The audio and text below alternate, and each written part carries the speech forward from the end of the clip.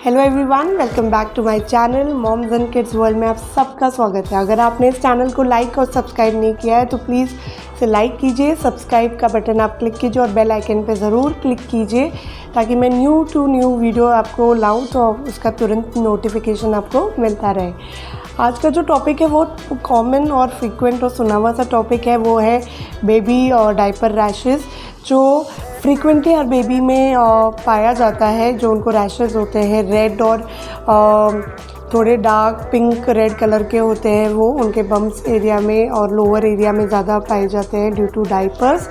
तो उनका क्या कारण होता है, क्या प्रिवेंटिव मेजर्स हम ले सकते हैं और क्या हम होम रेमेडीज़ कर सकते हैं, आज हम उसके बारे में बात करेंगे।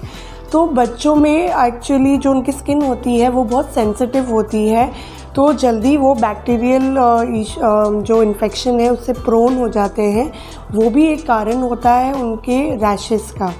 तो जब बच्चा बहुत देर तक डायपर में रहता है उसके कारण भी उनको डायपर रैशेस हो जाते हैं, क्योंकि उसकी स्किन बहुत सेंसिटिव होती है और वो प्रॉपर ब्रीथ नहीं कर पाती है अगर हम पूरे टाइम उनको डायपर पहना के रखते हैं। अगर बच्चा बहुत देर तक उसने स्टूल किया हुआ है, उसने अगर पॉटी की हुई है और वो बहुत देर तक उस डायपर में है तो उसमें भी काफ़ी इन्फेक्शन होते हैं जो बच्चों को रेडनेस और इचिंग ले आते हैं। तो ये भी कारण होते हैं कि बेबी को रैशेज़ हो पाते हैं। और कभी कभी ऐसा होता है कि बहुत देर तक हमने बेबी को डायपर पहना के रखा है जिससे उसकी जो एरिया है, वो एरिया है स्किन का, वो ब्रीथ नहीं कर पाता है, इसलिए भी उसको रैशेज़ होते हैं। छोटे छोटे बम्प्स निकल आते हैं बच्चे को ऑन देयर बम्प और द लोअर एरिया। तो इससे हम क्या कर सकते हैं, क्योंकि ये जब रैशेज़ होते हैं तब बेबी बहुत ही डिस्टर्ब हो जाता है, वो बहुत क्रैंकी हो जाता है, उसको समझ नहीं आता है वो क्या करे, और वो छोटा है तो वो जल्दी से एक्सप्रेस भी नहीं कर पाता है। तो सबसे पहली बात हमें ये ध्यान रखनी है कि कभी भी हम बच्चे को जब डायपर पहनाएं तो वो एरिया जेंटली हम एक वार्म वाटर में तो कपड़ा ले लें और फिर वो कपड़ा हम वार्म वाटर में डाल के उसको क्लीन कर लें और बाद में एक सॉफ्ट कपड़े से हम वहाँ पे क्लीन रखें। जितना हम वो एरिया को ड्राई रखेंगे उतना ही वो रैशेस ज़्यादा इन्फेक्टेड नहीं रहेगा। तो हमें उस एरिया को एकदम क्लीन एंड ड्राई रखना है। अगर आपका बच्चा जल्दी से रैशेस से प्रोन रहता है तो हमें पहले ही उधर एक क्रीम डायपर रैश क्रीम लगानी है ताकि जल्दी से बच्चा इरिटेट नहीं हो वो डायपर से। और फिर या तो अगर आपके पास क्रीम नहीं है तो हम उसको जेंटली क्लीन करके पाउडर भी लगा सकते हैं। सेकेंड चीज़ हम ये कर सकते हैं कि हम ज़्यादा देर तक एक ही डायपर तक बच्चों को नहीं पहनाएं, क्योंकि उससे भी जब वो यूरिन फुल हो जाता है तो बच्चे को इचिंग होने लगती है, उसको गिल्ला जो वेटनेस है वो फील होता है। तो हमें ये ध्यान रखना है कि हम हर इंटरवल के टाइम पे बच्चे को डायपर चेंज कर दें।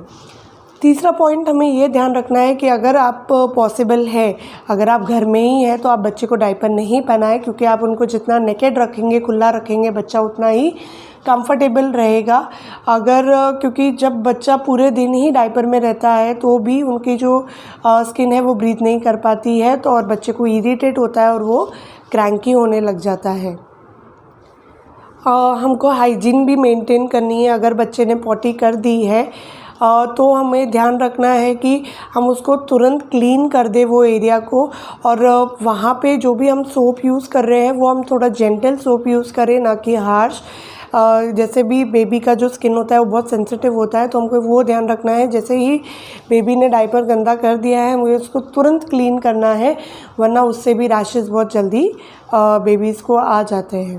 और सबसे इम्पॉर्टेंट चीज़ है कि हमें सबसे राइट डायपर बेबी के लिए सूट करना है। कोई जिसमें ज़्यादा अब्जॉर्बेंस का पावर हो जो डायपर में, आप उसके लेबल में पढ़ सकते हैं कि वो अप टू कितना अब्जॉर्बेंस करता है। हर डायपर का वो अलग होता है और हर डायपर अलग सूट करता है अलग बच्चे को, क्योंकि मेरे भी 2 बच्चे हैं तो मैंने नोटिस किया है। तो इन बातों का आप ध्यान रखना कि आप एक करेक्ट डायपर सिलेक्ट कीजिए अपने बेबी के लिए। अगर आप एक नेक्स्ट हम ये चीज़ का ध्यान रख सकते हैं कि अगर आप एक क्लॉथ डायपर, जैसे आजकल बहुत ट्रेंड में चल रहा है, अगर आप वो यूज़ कर रहे हैं तो आप उसको अच्छे से धोइए। मैं ये रेकमेंड करती हूँ और मैं भी यही करती थी। आप थोड़ा सा डेटॉल डालिए उस पानी में जहाँ आप जिसमें आप धो रहे हैं उस डायपर को, और थोड़ी देर के लिए आप रख दीजिए ताकि जो भी बैक्टीरिया होंगे उसमें वो अच्छे से धुल जाएंगे और किल हो जाएंगे, और आपके बच्चे को उसका इन्फेक्शन नहीं कॉज होगा, क्योंकि थोड़ा क्लॉथ के डायपर में हमको उस चीज़ का ध्यान रखना पड़ता है। अभी हमें कैसे पता चलेगा कि बेबी को रैशेज़ है? तो सबसे पहली बात कि वो एरिया थोड़ा रेड हो जाएगा, थोड़ा रेडनेस होने लग जाएगा, या तो पैचेस में या तो पूरा। सेकेंड, छोटे छोटे दाने निकल जाएंगे, बम्प्स निकल जाएंगे बच्चे को रेड या पिंक कलर में। थर्ड, बेबी का जो वहाँ का एरिया होगा, बम का एरिया होगा, वो थोड़ा ड्राई हो जाएगा। ड्राइनेस सबसे पहला सिम्टम होता है जो हम एक्चुअली ज़्यादा ध्यान नहीं देते, पर वो सबसे पहला सिम्टम होता है बेबी के रैशेज़ का। फोर्थ, अगर आपने ये सारे चीज़ों का ध्यान नहीं रखा है तो कभी कभी ब्लीडिंग भी हो सकती है, हल्की सी ऑन दैट एरिया। जब वो रैश होता रहता है और हम ध्यान नहीं देते हैं तो हल्की सी वहाँ पे ब्लीडिंग हो सकती है। तो ये सब उनके सिम्टम्स है ऑफ डायपर रैशेज़। अब हम होम रेमेडी क्या कर सकते हैं? अगर आपका बच्चे को अपने हर चीज़ का ध्यान रख रहे हो पर थोड़ा उनको हल्का सा रैशेस चालू हो गया है, तो आप थोड़ा कोकोनट ऑयल, जो बहुत अच्छा होता है बेबी के स्किन के लिए, वो आप डेली लगा सकते हैं। जब बेबी नेकेड है और वो डायपर नहीं पहना हुआ है तब आप उनको हल्का हल्का कोकोनट ऑयल वहाँ पे लगा सकते हैं। और आप ये भी ट्राई कर सकते हैं कि आप उनको जितना हो सके ब्रेस्ट मिल्क फीड करवाएं, और अब पॉसिबल है तो आप थोड़ा सा ब्रेस्ट मिल्क निकाल के भी उस एरिया में लगा सकते हैं। जी हाँ, वो बहुत अच्छा एक रेमेडी है। जब भी मैंने शायद मेरे पहले वीडियो में भी बोला था कि विंटर्स में भी जब बेबी का यहाँ का भी स्किन लिप्स का भी ड्राई हो जाता है तो वो बहुत एक नेचुरल मॉइस्चराइज़र है ब्रेस्ट मिल्क जो काम करता है। तो आप वो ब्रेस्ट मिल्क उनके लिटिल आप उनके बम्प एरिया में थोड़ी देर लगा के और फिर आप उसको एक वेट क्लॉथ से पोंछ सकते हैं, तो वो भी काफ़ी हेल्प करता है बेबी के लिए।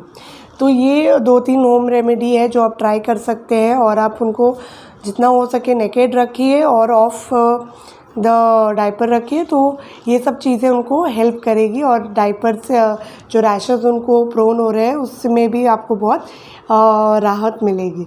और अगर आपको मेरा ये वीडियो अच्छा लगे तो प्लीज़ इसे लाइक कीजिए, सब्सक्राइब कीजिए, और जितना अपने फ्रेंड्स और फैमिली में आप शेयर कर सकें उतना कीजिए। Thank you.